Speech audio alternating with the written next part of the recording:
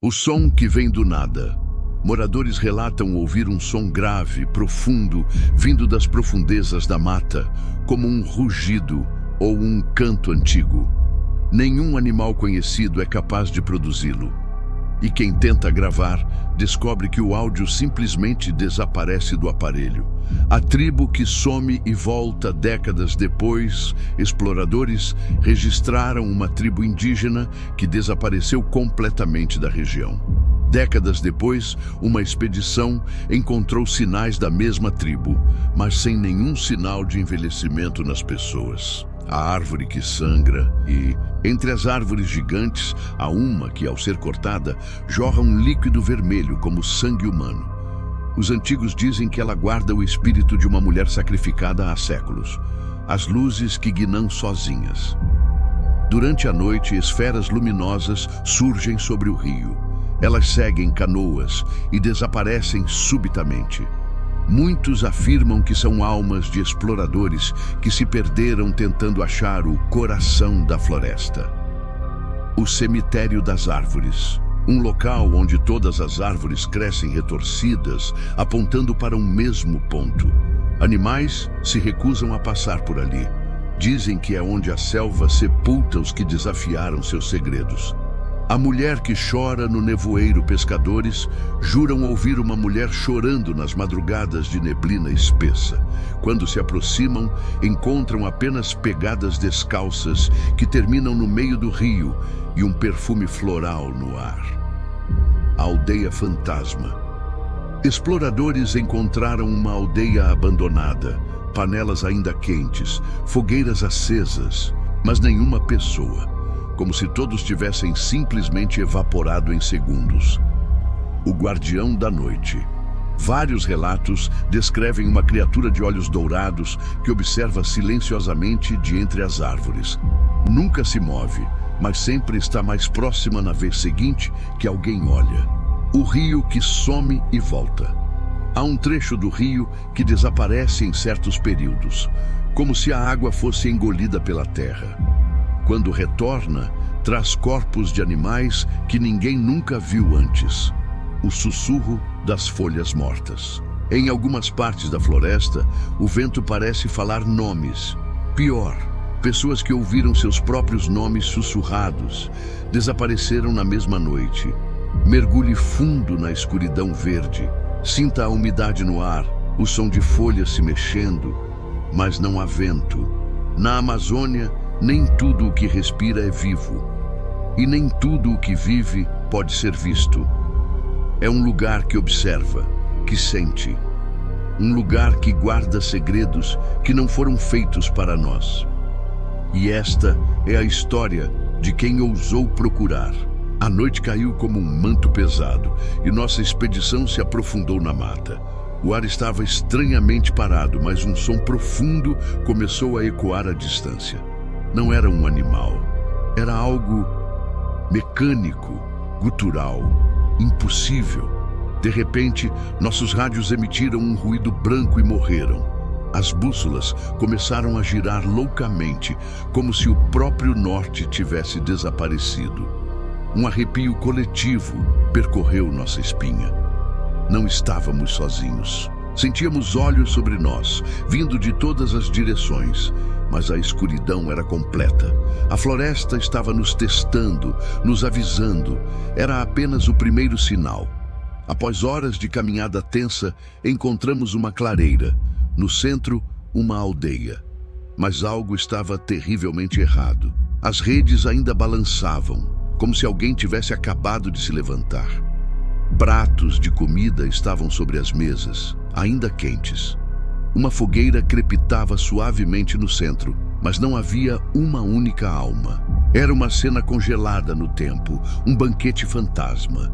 Em uma das cabanas, encontramos um diário antigo.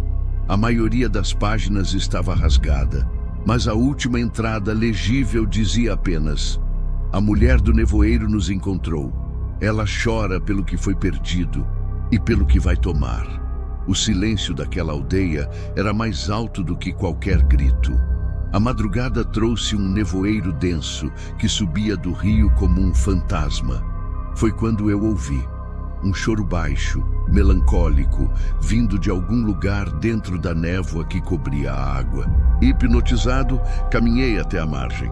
Lá, mal visível, havia uma silhueta feminina, de costas para mim, seus ombros tremendo com os soluços. Chamei, mas minha voz se perdeu na névoa. Dei um passo em direção à água e no mesmo instante a figura se desfez no ar. O choro cessou, o rio ficou mudo e até o som dos insetos desapareceu. Um silêncio mortal tomou conta do lugar, como se a própria floresta estivesse prendendo a respiração. Desorientados e assustados, decidimos voltar. Um dos meus companheiros, Jorge, um homem prático, tentou marcar nosso caminho. Ele pegou seu facão e deu um golpe no tronco de uma árvore imensa.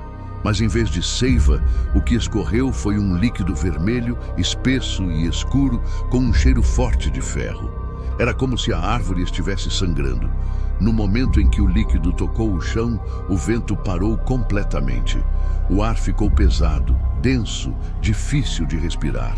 Sentimos uma pressão imensa, como se toda a floresta estivesse nos encarando, furiosa por termos ferido um dos seus.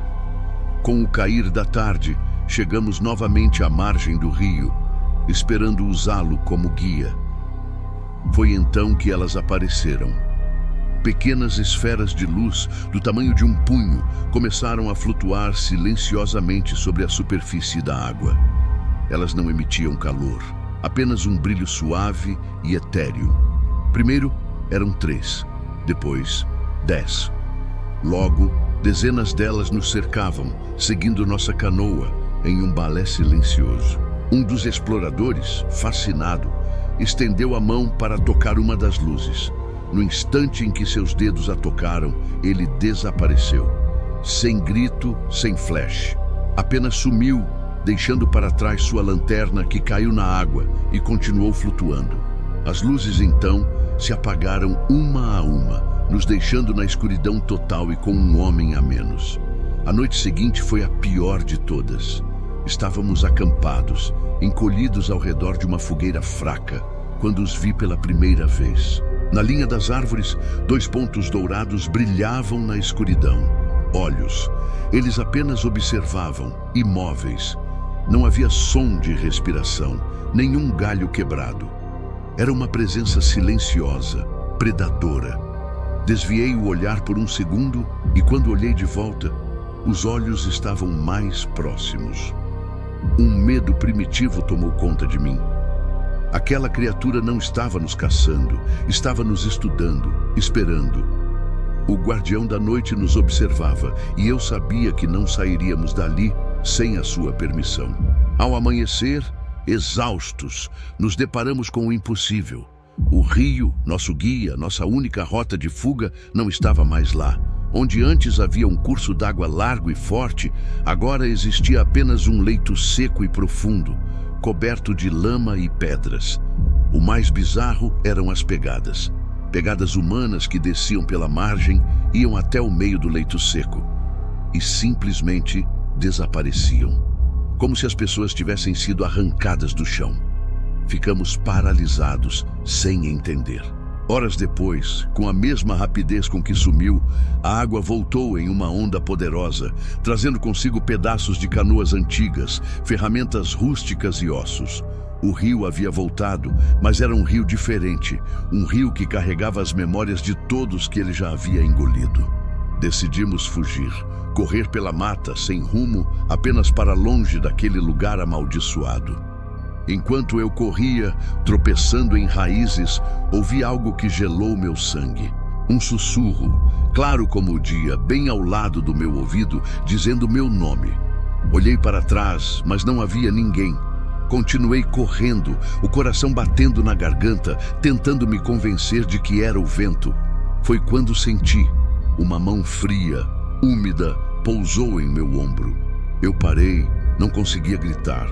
Não conseguia me mover. A Amazônia não revela seus segredos.